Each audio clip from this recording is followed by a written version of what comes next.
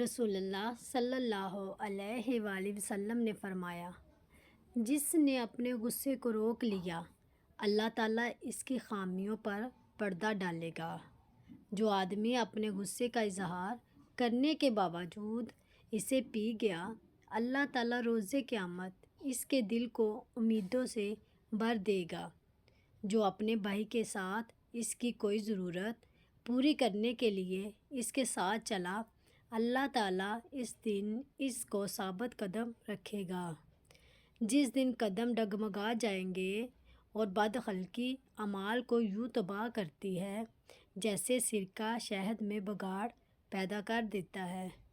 رسول اللہ صلی اللہ علیہ وآلہ وسلم کا فرمان ہے، حضرت یونس علیہ السلام نے مچھلی کے پیٹ میں یہ دعا کی تھی، لا الہ الا انت سبحانک انی کنت من الظالمین۔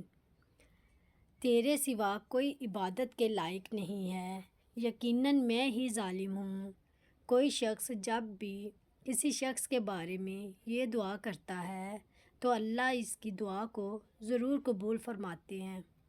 حضرت ابو سعید خدری رضی اللہ تعالیٰ عنہ بیان کرتے ہیں کہ رسول اللہ صلی اللہ علیہ وآلہ وسلم ہمارے پاس تشریف لائے جبکہ ہم مسیح دجال کا ذکر کر رہے تھے۔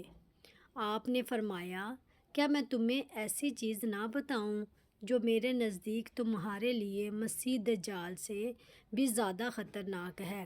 ہم نے کہا، کیوں نہیں؟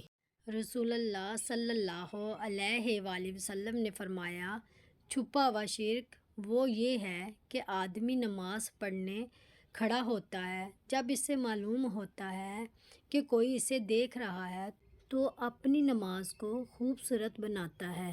میں نے رسول اللہ صلی اللہ علیہ وآلہ وسلم کو یہ ارشاد فرماتے سنا، اللہ سبحانہ تعالیٰ تمہارے لیے 3 چیزیں سخت ناپسند فرماتے ہیں، بلا وجہ ادھر ادھر کی باتیں اور گپ شپ کرنا، فضول خرچی کرنا اور لوگوں سے مانگتے رہنا۔ اس ویڈیو اچھی لگی ہو تو چینل کو لائک اور سبسکرائب ضرور کیجیے گا۔